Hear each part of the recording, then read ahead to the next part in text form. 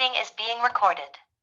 So hello guys, so we're back with another video, and right now if you like our content, please like, subscribe and comment down below. We'll be producing content every day. So the Chronicles update. Mugabekazi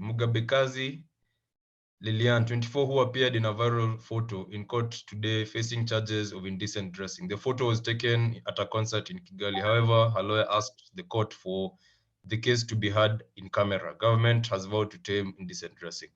So that is a tweet from the Chronicles, and it It's shows not a even a lady tweet. who's It's something dressed. that's going on. It's trending. The tweet is just a confirmation of what's going on. If you guys, Okay. if you guys haven't heard, indecent dressing is banned in Rwanda. Indecent dressing. Yeah, so you have to dress covering your. If you're a man or a woman, you have to cover your body. But for her, she was a bit so indecent because I've seen women in Rwanda. Very indecent. They wear I don't know. Should I show the picture? Because I've seen women in Rwanda how they wear. Can I show you the picture? Well, I think you can show guys. No worries. Yeah, that's how. Yeah, and that's how she was dressed. Yeah. And that's actually very that's actually very revealing. Yeah. That's how rappers' wives in America. That's how they dress. Yeah, strippers. Yes, that's how a stripper dresses. Yeah. In a strip. And it's not that Rwanda is strict. How Kenyan women wear here can easily be acceptable in Rwanda. If you. Yeah. Even those sexy clothes, I don't think it's a big issue because I've seen women in Rwanda wearing sexy, looking fine and stuff. But now the issue comes when you are like literally like, that's when you look like that. Now that's testing waters now. That's over. Yeah, I think even in Kenya, people will be shocked, a bit. It won't be that entertaining. Even if it's a concert, it's like, it's more of, it's like you're showing us you're naked. And naturally you won't see you in clothes. And nakedness is for privacy, and you're now coming to tell people that now being naked is the new thing, and accept me, and because now there's this culture of political correctness. Accept me. I'm like this, you have to accept me, don't discriminate me because I've done this, I've done that. And now that's bringing in a wave of people who want to do the wrong thing and then say, you're being discriminative against me. And I was seeing people on online commenting, how can Rwanda do this? More than 50% of the women are in leadership. But I came to my question was that the fact that most women are in leadership doesn't mean they also accept that thing. People need to understand that Rwanda is a very conservative country, very, very, very conservative. Very conservative. Like the things we do here in Kenya, they can't be done. You can't do them in Rwanda, because even when you're in Rwanda, the clubs by 2, they are, I don't know if they changed, but the time that we were there, the clubs are gonna like by 2, 3, it's over. And the lifestyle there is very, very, very, very different. So you can't take their ujanja and and the law is firm, because even though the guys there obey everything and stuff. So I wasn't shocked when I saw this. I know some people are gonna be shocked, but people need to understand that the fact that Rwanda went through a genocide and everything that happened there, which it's one of their darkest past, they like they have to be very strict. Yeah, they engineered the country into a very different way of system of living, and people need to understand that Rwanda also has a very big diplomatic and foreign presence there.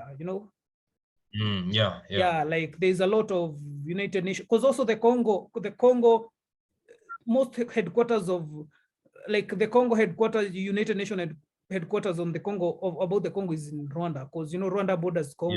So it's a very diplomatic, especially when you're in Kigali, you feel like you're in Gigiri, because there's a lot of but also you see, it shows even the fact that there's a lot of foreigners, especially Westerners, Kenyans. It's a vibrant city. They still haven't lost their morals, and that's what I want people to understand the fact that, we are having this diplomatic presence, because Kigali is like an open-minded city, but we still are reserved in such a way. There's things that we are reserved. Yeah, it's not that we are open-minded. It's that lady, for all, you can come and do whatever you want. Yeah, because even as a man, if you see a lady dressed like that in the middle of the street, it kind of makes you feel it's intimidating, especially if you've been brought up in an African way. It's intimidating, and you'll feel uncomfortable. Obviously it will be, it would be normal, because you'll start wondering what is now. It's sex the main attraction for us as Africans. You find that even there's that video of the lady. She was dancing in front of people in the beach. Like, there's this indecency mindset, because we see because young women are seeing Cardi B and Megan Thee Stallion doing those things for entertainment, and then they think that's what Black people do. And those are the kind of things that now, that's how we are seeing, because now she's confirming. And America has 50 states. We only see things from like 3 states: New York, mostly Miami, California. and California. So you think the whole of America is like California, It's like that. And if the whole and of someone America, like Texas is very conservative. Yeah, and if the whole of America was like California, then a guy like Trump could have never entered. So it means that even the majority of the people don't care about, they don't have subscribe to the California kind of mindset. Mindset. And that's in Africa. We've subscribed so much to Hollywood that now that lady in Rwanda is being dressed like that, just because, you can imagine her mindset when she actually got out of the house and got into a vehicle and went to that concert. Maybe people told her, you look nice, you look, people cheered her on, but no one told her that this is wrong. But you see, she's in the court in her own country. So even she for that bandwagon, you look nice, that's like a moral victory, like. Yeah, and now she has to be an example to everyone. Yeah, for sure. I'm sure the whip is, and see, they're saying that she can serve 2 years in prison. And yeah, imagine she could have avoided that if she just dressed those are the things now we start looking and we start seeing there's no need to defeat or even if fight. she could have dressed a bit sexy, she could still have gotten the attention she wanted, if she wanted like to look good, because like maybe get attention us from as men, a certain guy. I feel like she could have already gotten that attention, like, because us as men, even if a chick is dressed like that and she's coming to see you, or you're going like that in a date, you probably wouldn't go with that chick looking like that, because it's very indecent. It looks like you're dating a prostitute, And I want to know, has she lived abroad? Ama she's like born and bred in Rwanda? Because that could also tell. Can look her up. Yeah, because that could also tell why probably she hasn't been in Rwanda for so long. So she went with the flow. Rwanda is like this; it's growing. She tried. That's why even if like for her to dress like that, she must have. No, I'm trying to see the mentality that came with, because if she lived in abroad, and then I can understand why. But if she was born and bred in Rwanda, never traveled, never, that I could be a bit like, that took guts, Yeah. Let me type in. We should do a trip to Rwanda also. Rwanda is a good place. Yeah, we should and record it. Yeah, it's a very, very, very chilled. Yeah, but I think there's something she did. There's something she did. Here they're saying she's facing. I found her on Twitter. Let's see what she's saying on Twitter for herself. Let's see what. So on her tweet, it's saying my own property. So I don't know what that means. But I think she seems like a liberal person, like open-minded.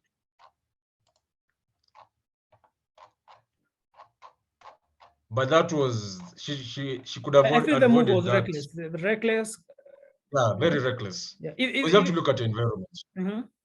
Even for an outsider, that's what I'm saying. Rwanda is like a diplomatic. Kigali is like a diplomatic central. With a lot of foreigners. They're the most open-minded people. And if they're not doing things like this, why should you do something like that? Yeah, it's probably even related to something like feminism, like. you know, that extreme liberal, I can do anything I want because it's my body, my choice. You know, that comes with some kind of what's it called, toxic. You know, now the word of every day is toxic. It comes with some negative, because now why you did that? Yes, you want to show people it's possible, but now by yourself you're facing a lot of backlash. Because like you said, she's gonna go into jail by herself. Yeah, and now, you know, that's a warning even to other people. And yeah, I feel it's more of a reminder that, you know, you're welcome in Rwanda, but Rwanda has laws. And you know, it's also a warning to even outsiders. If you can do this to our own person, imagine you coming here and being reckless. We're gonna treat you accordingly. Yeah. Because even in Kenya, there are things you can't do just because you know you think you're liberal.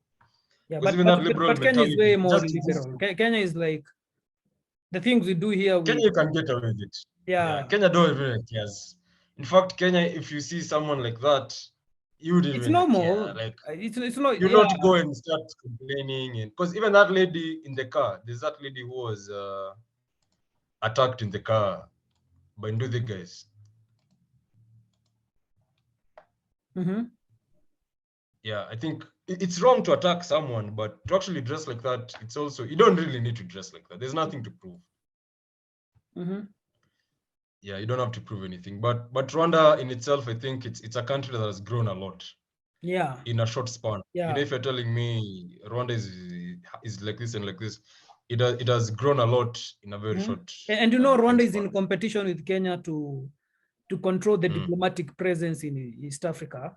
So Rwanda is trying to position itself in such a way that it will attract the headquarters. You know, Kenya, we have United Nations.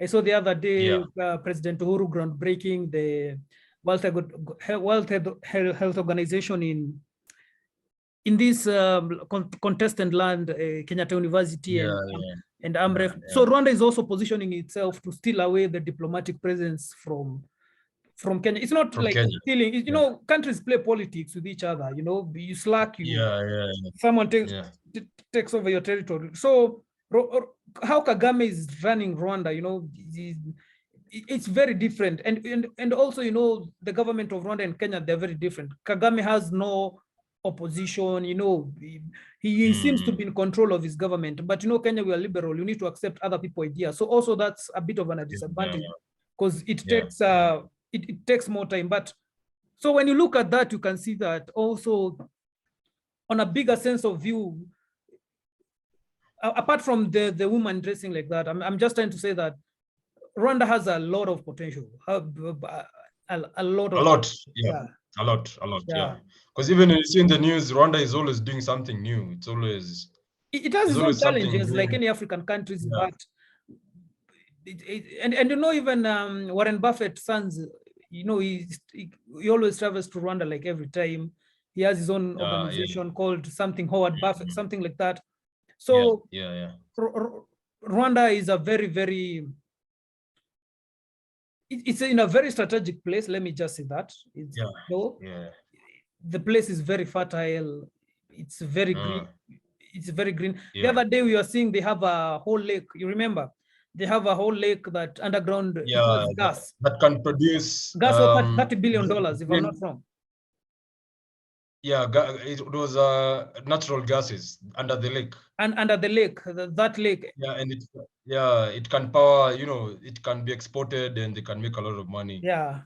And those are the things you find that Rwanda, if you compare Rwanda and Kenya, I think, but you know, when you have a bird's eye view of something like Rwanda, you'll see that they're always, like, their decision making is always about progress. It's always about how will we progress forward? But don't forget, the decision making lies with it's more of a central kind of power. You know, Rwanda is more of like a Singapore. You know, like the decision making is not. I'd say Rwanda is also like China. You know, the reason why people are saying China is more effective than America is because if America wants to do a project, there's a lot of bureaucracy. You know, there's lobbying, there's Democrats, Republicans, there's the courts. But in China, you know, if it's a project, it starts now. It's like a one-person decision. We don't have to take your opinion. You know, if you are in China and you're living in a government land, in a government land, and they want to make a road, you'll have just to evacuate for the road. But in a democratic system like Kenya and America, the government first has to compensate me. And you can see, you can do an example with Wayakiwe, how Wayakiwe has gone. Guys first have to be compensated. There's a lot of bureaucracy. But if it was in China, this could have started a long time, could have finished a long time ago. So when you look in Rwanda, Rwanda is also on that kind of lineage of, if the government wants to do something, there's that manpower. You remember when we were seeing that stuff for natural gas, Rwanda, it's like Kivu. It was one of the biggest reservoirs. They say under the lake, it has natural gas. A lot of it under the lake. And you see how things were moving very fast. You remember, like, even the president to Germany talked to the engineers, like the government fully backed the project, and it was a very, the bureaucracy there was a bit, I don't know if the project has started, but when we were seeing it, we saw how guys were moving very efficiently to make sure that the project starts on time, everything is done on time. And that's one of the beauties of a place, like Rwanda. Countries like Rwanda still give hope that Africa can still try to portray itself very different, and also be a very different player. I'd like to read something about just a snippet. Rwanda has been, this is from 26 August this year, and it's saying Rwanda has been exploring the use of gas from Lake Kivu for cooking, industrial use, and vehicles. It is expected that the cooking gas produced from the lake will start being used by the end of 2023. So they've already started. So they've started mining and creating the infrastructure, and they're saying the deal is 400 million deal between Rwandan government and Gasmet Energy. So I don't know what gas. Are they using the German guys, or they changed the company they're working with is called Gasmet. So let me.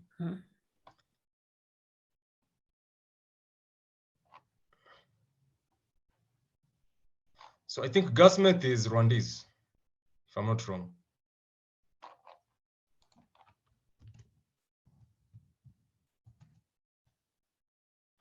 Okay. So it's owned by Rwandan investors, American investors, and Nigerian investors. Okay.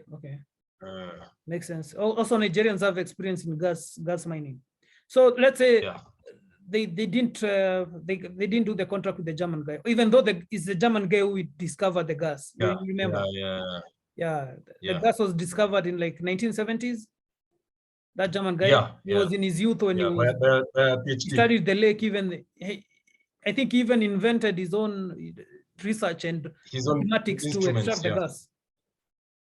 So the company is located in Kigali, Gasmeth. So those are the guys who are going to extract the gas. So I think it's an interesting move by Rwanda that they decided to outsource their own gas to their own company, even if it has American, Nigerian investors. Because if it went to a German company, I think they wouldn't have had as much control as they would have. As now, the company mining the gas is Rwandese. It is Rwandese, yeah. And now we're even saying that gas can be exported. So it means Rwanda and Uganda have the same kind of value, because now we can see Rwanda has gas mineral worth 30 billion. Because if I'm not wrong, they were saying it's like $30 billion worth of gas. Can you check it up just to be sure, so that we don't? I don't want to.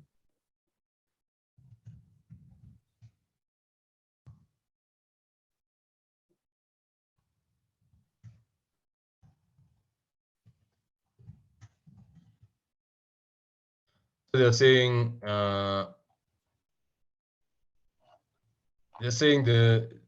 it's 2 trillion cubic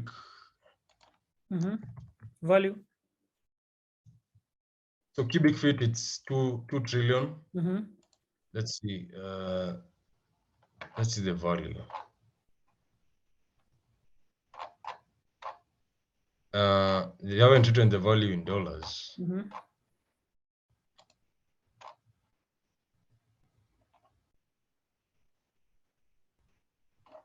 But I can remember the first time I went to Rwanda, like Kigali, I felt like I was in the airport.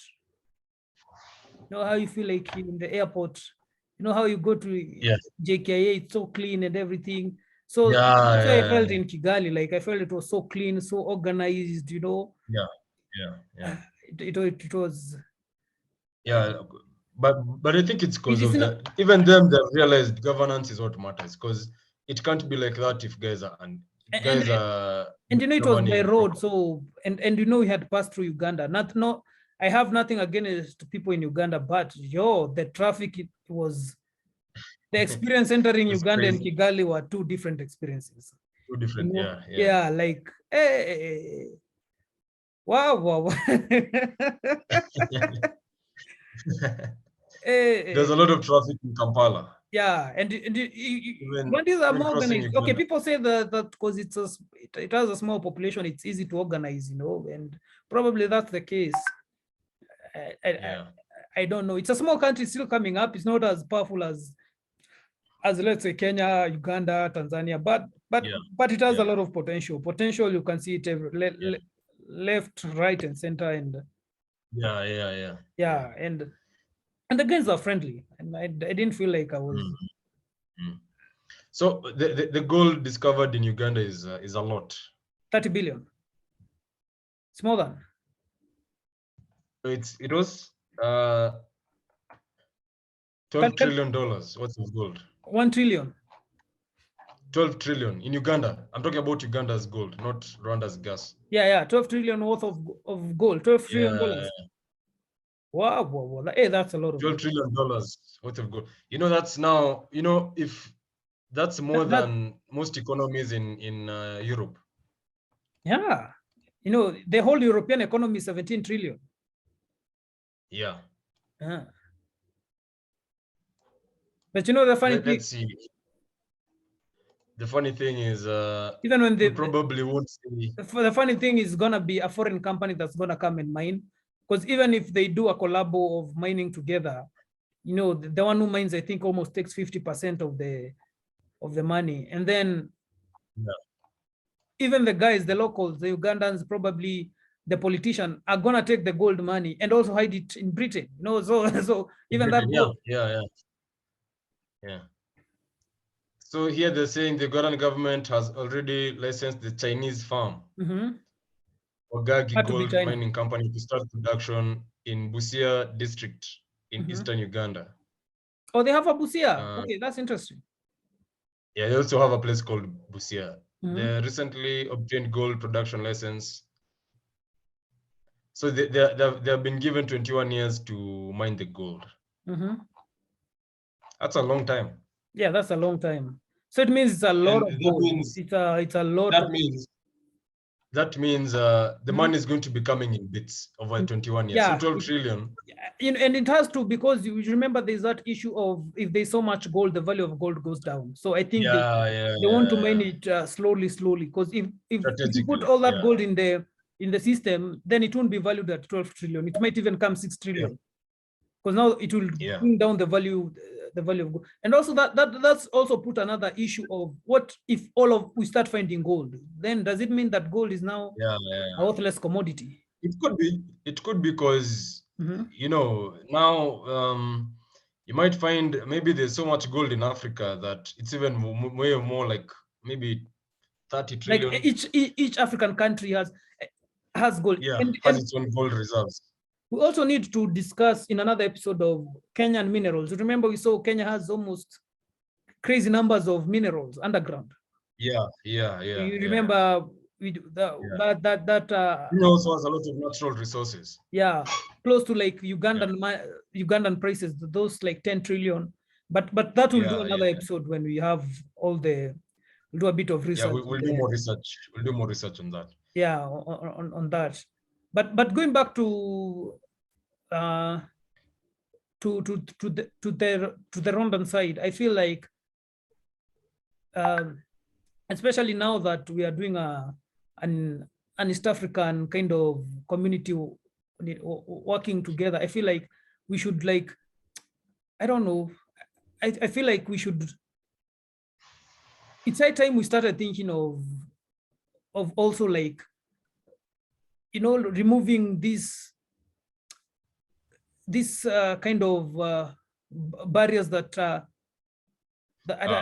I'm thinking of how to put it, because like we okay, if you're making we remove those bureaucracy barriers type of, yeah, or yeah, like, it's time for the East African community to be like, it's not more of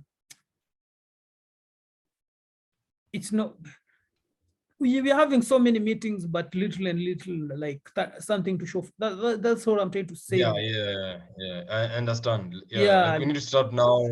Actually, if we're implementing, we start implementing. Yeah, and we start putting Because we professionals there, because one thing about Rwanda, professionals is actually, Rwanda is always put professionals there. Yeah, in the seats. In the city. And one thing, like in also, people need to know that, like, Kenya has really, really helped Rwanda, especially when it comes to restructuring, because even when you go there in Rwanda, when you go in Rwanda, the road system, the Kigali, like Nairobi City Council, the Kigali City Council is really modeled from Nairobi City Council. But everything you go to Rwanda, you see the government is modeled from the Kenyan government. But now the Rwandan government is the Kenyan government that works. You understand that? Yeah. Because all the professionals that went to rebuild Rwanda are from Kenya. I was seeing something the other day, land in Rwanda can cost 200K, 300K. So someone was saying he bought the land the same day and got the title deed. The same day. Yeah, and the professionals that were helping give him land were Kenyan people. So you understand? Yeah, so the professionals, when they go to Rwanda, they implement the constitution. But when they're in Kenya, because Kenya, I don't think you can get land in one day. Yeah, Kenya even documents, it's you have to go through even ID, even something as simple as ID. So it shows you Rwanda, like, because Rwanda is really model out of they've taken a lot of things from Kenya, but they've implemented. They implemented properly the right way. So it means Kenya, we have laws, it's just that they are not implemented. Yeah, and that's what I was saying, that's when it comes to our first discussion in the previous video. We were talking about our participation in such things. We need to know why is it taking so long to get documents? Is it because people don't want to do that job? Is it because there could be better people to do the job? Or is it someone somewhere is deciding that I'm not gonna make this thing work, I'm just gonna make it difficult? Also, that's the issues with the liberal kind of system of running things. Also the system in Rwanda is very different, because word cannot go around that you're taking money from people and staying with title deeds for a whole month. And because the top leadership, Kagame, the guys that call the shots there, they are not allowing that kind of thing to go down. So, and the fact they've set up, it's allowed so much. It's hard to challenge, you can't come and bring things of corruption, but in Kenya, we have a liberal system where, like, you have to listen to everyone. So everyone has, the advantages of the Rwanda side, and the also advantages of a liberal system. At the same, there are disadvantages on that side, and a disadvantage on this side. But going back to where we started, I feel like next time we should try to talk more about Rwanda, see where like the economy, where it's coming from, it's going. Projects. And I think if we can, we should go to these countries and actually see for ourselves what people are doing there. Because I heard recently Uganda, things have become difficult. I don't know what happened to Uganda. What are we gonna do? We're gonna do that, and then we're gonna talk about Uganda. I can even ask someone who's traveled to join the call. In Ethiopia. Yeah. And tell us what Uganda, because I heard Uganda is currently right now things are a bit tough. Things are expensive. Yeah, things are tough. And people usually think that Uganda, things are cheaper than Kenya. You know, I've heard you hear people saying, "I'll go to Uganda." But I also heard things rumors even cooking oil in Rwanda is a bit expensive. I was seeing, okay. yeah, you know, I think, Ah. and you know, that goes back to the same topic you're saying. We are African countries, the importers, so we are finding ourselves in the same situation. In the same problems, yeah.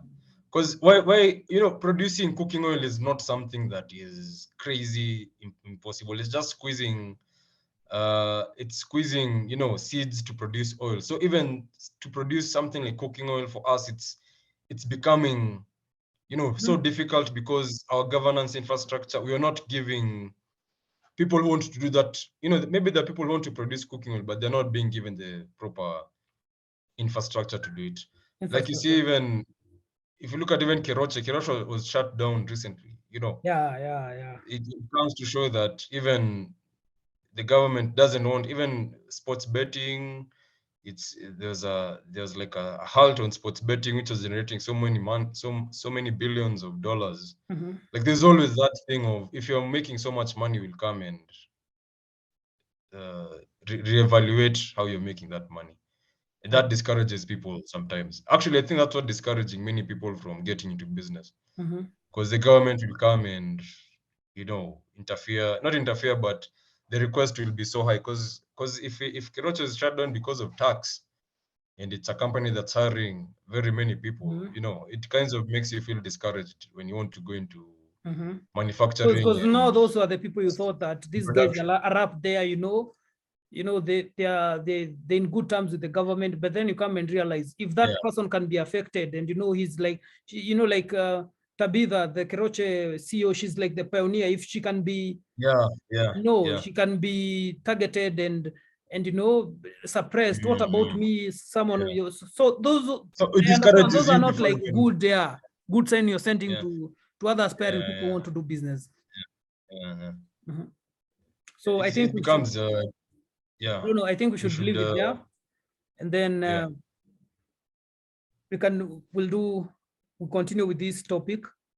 So thanks guys for listening to us. Today's topic was concentrated mostly on Rwanda, and we're gonna be doing these topics and just seeing how we can try to, you know, not just point fingers, but also try and give solutions where we can. Yeah, actually, I think personally, I think we should now, when we point out a problem, I think we should give a solution. Then we'll see where we'll go from there. Yeah. Subscribe, share, follow, you know. And like, and leave like. a like. And also tell us what you feel, what we should discuss. Also try and engage us on the comments, you know. We'll be happy to respond. Yeah. Yeah. Okay, Later. thanks guys. Bye.